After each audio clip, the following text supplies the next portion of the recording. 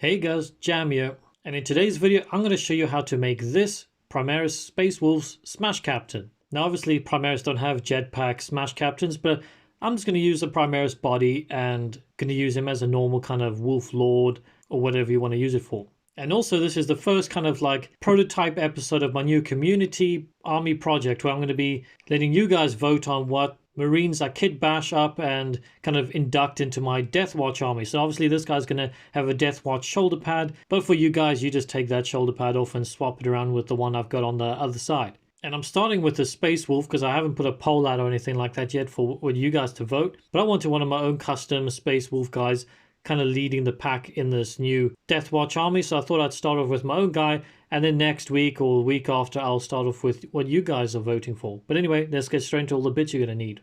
Alrighty, so as you can see, I've got this Space Wolfie body here. This is from Haldor Icepelt, or just the Space Wolfie Primaris Lieutenant. Now you can use one of the new Assault Intercessor guys because they've kind of got that dynamic running pose. But I thought I'd cheat a little bit. This guy's already super wolfy and everything, so I don't need to do too much with it. Obviously, if you are going to use an Assault Intercessor, you might want to do a bit more like green stuffing, fur, and all that kind of stuff, which I have loads of videos on, so check that out. Then obviously you're going to need jetpack. You can buy these from GW pretty cheap. You get like packs of 5 for, I don't know, like 10, £5, something like that, depending on what country you're in, I guess. And they fit really, really snug on the Primaris Marine, so don't worry about that. We'll see that in a second. You're going to need some sort of thunder hammer or whatever weapon you're going to use, but obviously I'm using a thunder weapon. A thunder hammer. So this is from the Space Wolves Terminator kit, so we've got that one, and you got one here without an arm, so which I think I'm going to use that one.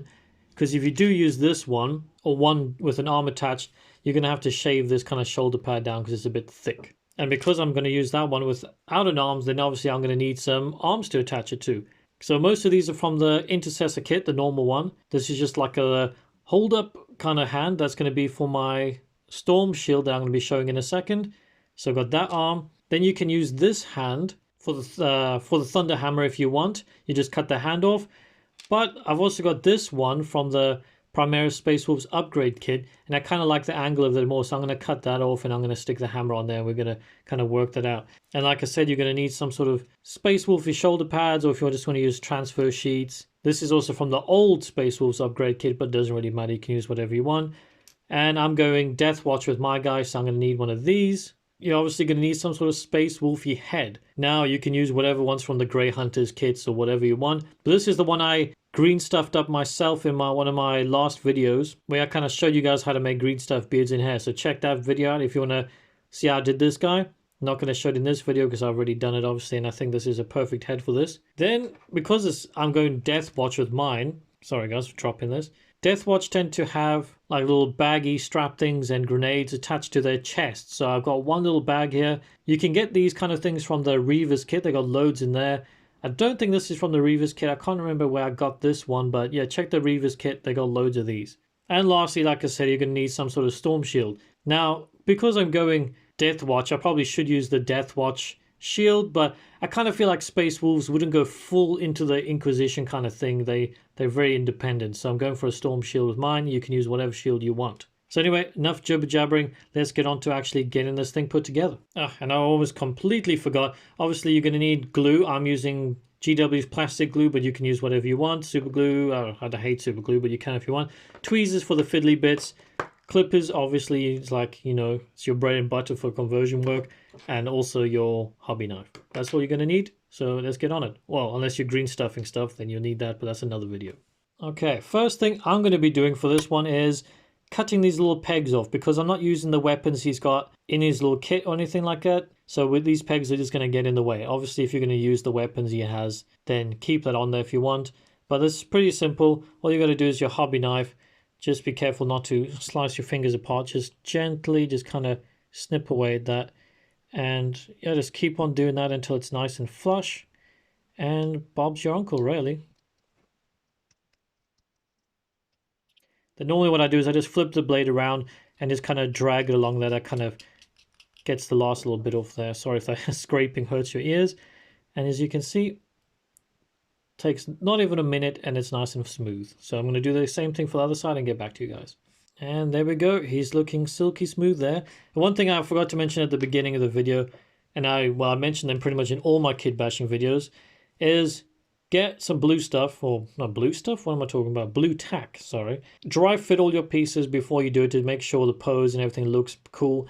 Yeah, I already did that, cleaned it off, so yeah, that's definitely a very important part. So what I'm going to try to do is, because this is very like pose dependent, I kind of want to get all the things glued on roughly the same time, so with the plastic glue it's going to have a lot of like drying time, and so you can move things around so it kind of looks right. So we want the head and the arms and the shield all together on the body at the same time. So like, say if you're using this one, you can just glue it on straight like that. But I'm going to go for this one, and I'm going to attach it to this. I'm going to cut that hand off, glue it onto there. But as you can see, this one in particular has this kind of like power cord kind of thing there. Now this is one of the thunder hammers from the Grey Hunters kit.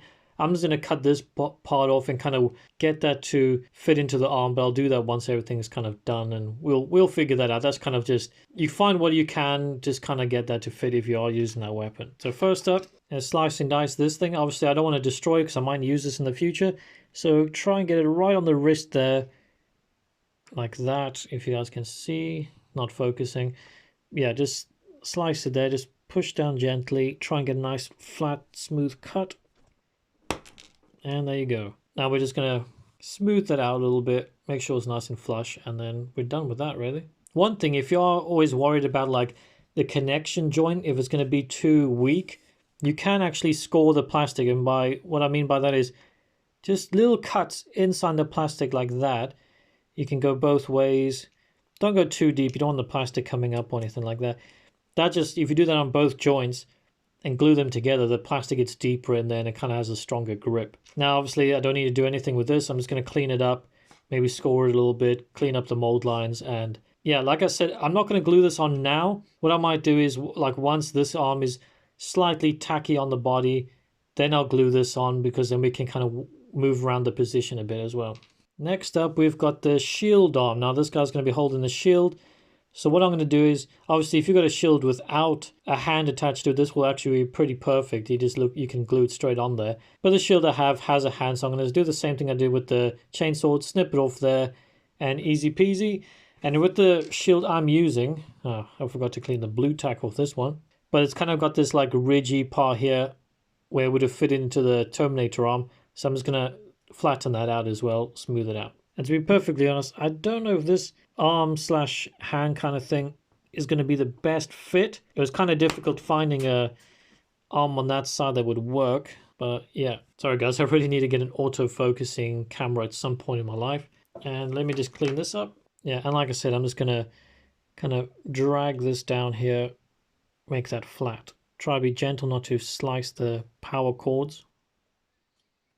Also, you don't need to go all the way down because the arm's not that big. So, like I said, you can always do dry fits. So yeah, we need, actually, that's pretty bang on, actually. We don't need to do too much there. I might file it down a little bit. Okay, like I probably should have said in the beginning of this video, this is not going to be like super complicated. It's literally just sticking some bits on just to give you guys some cool ideas maybe.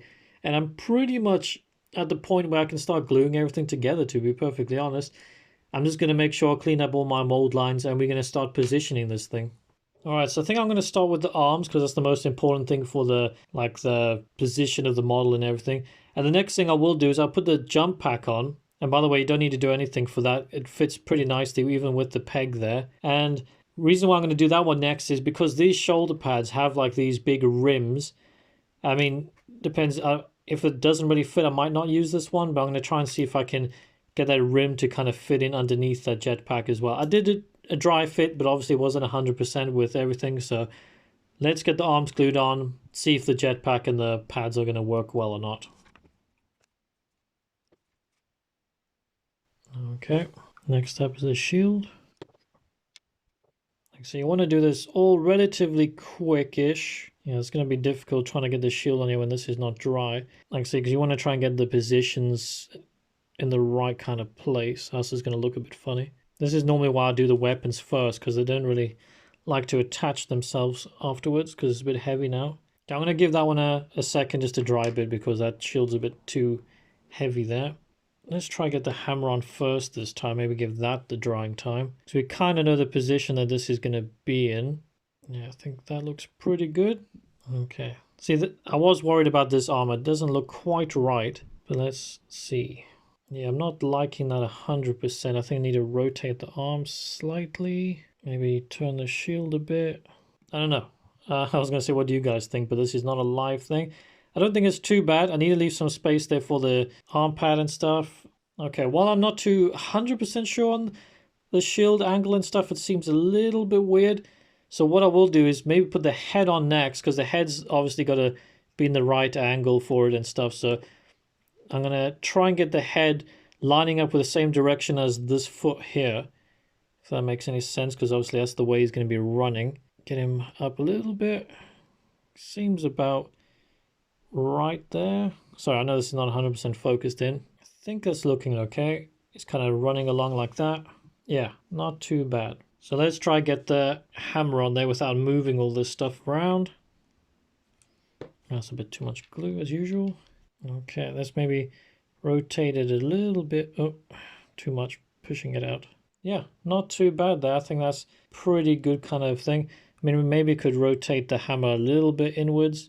Okay, so we got a pretty decent pose going on there. If not, maybe a bit too far out, but we'll see once all the bits are on there. So like I said before, we get the jetpack on next, because that's the part I'm most worried about with the shoulders. Actually, no.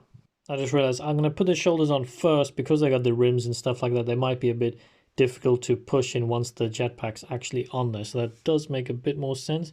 So let's gently, no, let's just, yeah, gently put him down. Get some glue in these. Try nicely stick these on. So there we go, got that one.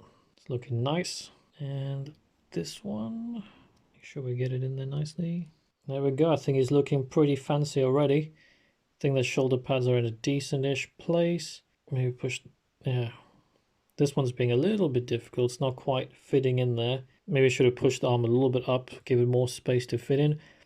But let's get the jetpacky thing on first so we can see how this all works out. Now this should hopefully just fit in nicely. Hopefully. Okay, there we go. Like I said, with the rimmed shoulder pads, it is a bit of a tight squeeze, especially with the Wolfie one. But I think it's still flush on the back, and I think it looks pretty good. And we're pretty much done now, guys, to be perfectly honest. But if you just go in Space Wolfie, then yeah, you're done. But for me, because I'm going a little bit Death Watch, I'm going to add this little backpacky thing on his chest. I'm just putting one because he's extremely busy with the crazy shoulder pads, the shields. It's way over the top. So I'm going to stick this on and get back to you guys with the final bit. And there we have it, guys. He's finally done. Got him on his fancy little base there. Haven't completely finished. I need to add more rubble and all that kind of stuff when I'm actually decided what my Death Watch's base will be. But yeah, I'm going to cut to a proper little twirly showcase for you guys quick. So yeah, I got a little baggy thing on his chest. That's just for the extra Death Watchy flavor. And to be honest, I actually kind of wish I'd made this for my normal Space Wolves kit, because I think this might be one of my favorite Kitbashes I've done so far. So I hope you guys enjoyed it, because I definitely did. And if you enjoy this kind of video, just remember this is going to be an ongoing series where I do every single chapter, well not every one, like every single one that I can in my lifetime, I guess, until I change that up. But yeah, I'll have a poll coming out soon, so you guys can vote on the next chapter and kind of weapons and everything I got to do for the next Kitbash. So definitely check that out. Make sure you subscribed and like and all that kind of stuff. And I'll see you guys in the next one. Bye-bye.